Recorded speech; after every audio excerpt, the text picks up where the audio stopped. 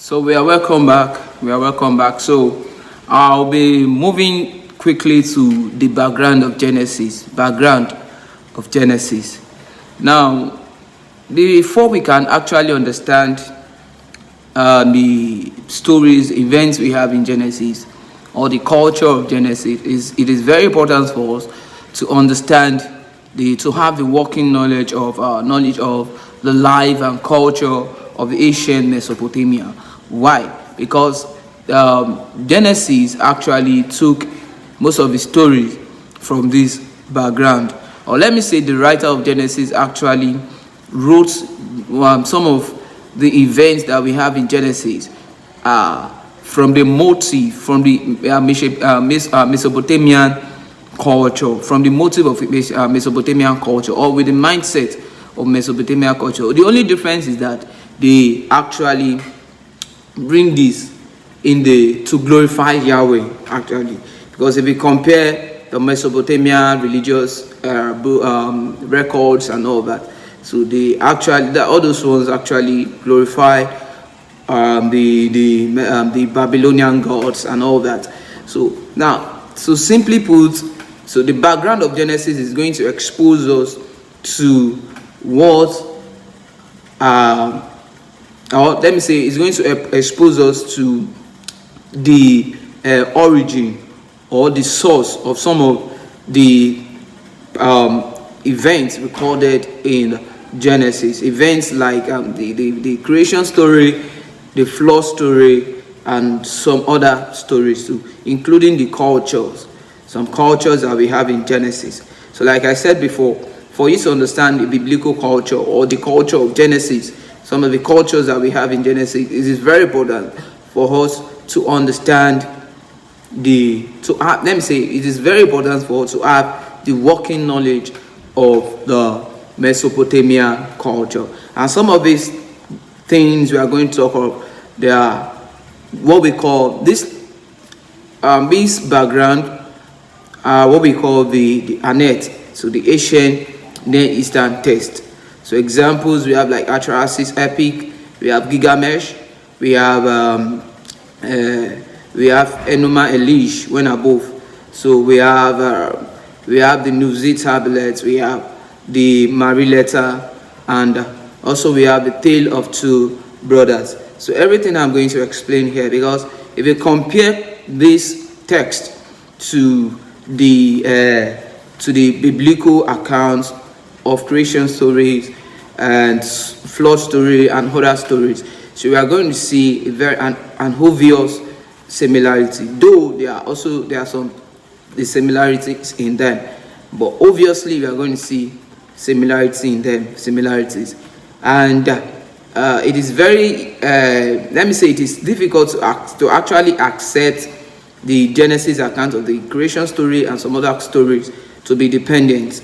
Why? Because if you compare the date by which these some of these ancient Eastern texts were written, and compared to the date of the composition of Genesis and the Old Testament, so we are going to see that it is very, very distant from each other, because the ancient Eastern text had been written years before we have the biblical accounts of creation story and all that. So we cannot say that it is only the Bible that gave us the biblical account, or the creation story as recorded in Genesis is the most ancient one.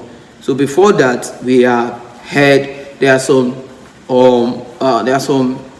biblical or creation accounts. Let me say creation accounts, flood story, and some cultures where some cultures that we find in the Bible, which are actually the Mesopotamian culture. So these things have been recorded in the ancient Eastern text, and those are the things we are going to talk about as the background of Genesis. So the first one I will talk of is Enamelist, so which we call Enuma Elish. Enuma Elish means when above. So when we talk about the Enuma Elish or Enamelist, it is a Babylonian story. So a Babylonian creation myth that tells the story of the origin of the world and the gods.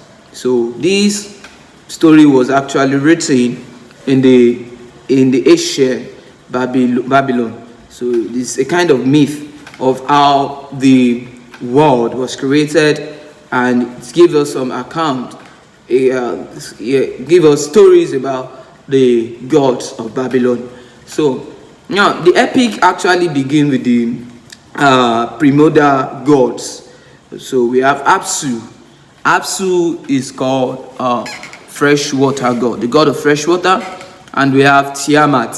So Tiamat was the god of salt water. So now the two of them actually give birth to younger gods. So they gave birth to younger gods. However, so these younger gods disturb Apsu's rest. So they disturb his rest. So and he decides to destroy all these gods. Because I'm trying to summarize this. So this to destroy all the gods. So simply because they were actually disturbing his rest. So now Tiamat actually tried to stop him, but Apsu was later killed, or is killed, by God Eha. So that is Ea, that's the God Eha, or whatever you call it. So Ea killed killed Apsu, who was the husband of Tiamat. So as a result of the death of Apsu, actually, so Tiamat now vowed to avenge Apsu's death, so and create an army of monsters. So which is she was going to use to, or she's going to use to, fight those people or the gods that killed her husband Apsu. So so the gods now along this line, along the preparation of this battle, other gods were very scared of Tiamat and all that. So it was around that time that Marduk, the Babylonian chief god, was given birth to. So and he vowed to actually represent all the other gods in facing Tiamat in battle.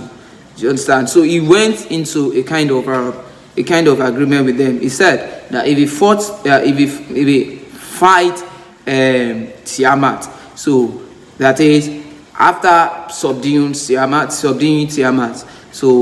they should make a promise to make him the chief god of the pantheon. So definitely he went against Tiamat and defeat Tiamat. Not only did he defeat Tiamat, he only split her body into two. So now from the body of Tiamat, he created heaven and earth from the body of Tiamat. So from her carcass. At the same time, from her tears. So that this account explains that the river Tigris and Euphrates were made from it. So now how did Marduk created human being? So he arrested a man called a god called Kingu. So Kingu had already sided with Tiamat. So he arrested him and killed Kingu. When he killed Kingu, he created human being from the blood of Kingu. So that was how the earth, heaven and earth, everything was created by Marduk. So at the end of this, at the end of the epic, so Marduk was actually established as he was installed as the chief god of the Babylonian pantheon. So and now this epic also explains, also shows that at the end of it, so Marduk established the Babylonian pantheon. Like I said, he established the Babylonian pantheon and also built the city of Babylon. So this old story that I just summarized, they are also actually they are written in 7 tablet epic. So, and like I said, and if you compare this account to the Genesis account, and the Genesis creation story of Genesis chapter 1 and chapter 2, so we are going to see some similarities in it. But notwithstanding, what we are trying to do here is that these accounts I just read out, that just summarized now, it has been written long before the creation story of the Bible of Genesis was written. So it is believed that by the time the Old Testament writers were writing their own, so they actually they made use of that account, and they rephrased the account to glorify only Yahweh. So both accounts agree that there was a kind of problem in the pantheon in heaven. The Bible says that there was problem. The earth was without form, blah blah blah. So this one, so there is a kind of problem between gods. So both accounts accepted or agree on that. So, and both accounts also agree that the man, though in this account, man was fashioned from blood of Kingu. But in the account of Genesis, man was fashioned from sand by God. So that is that about that. So in the next video, I will now talk about, I will talk about the similarities with the creation story of Genesis. So in the next video. Thank you for watching.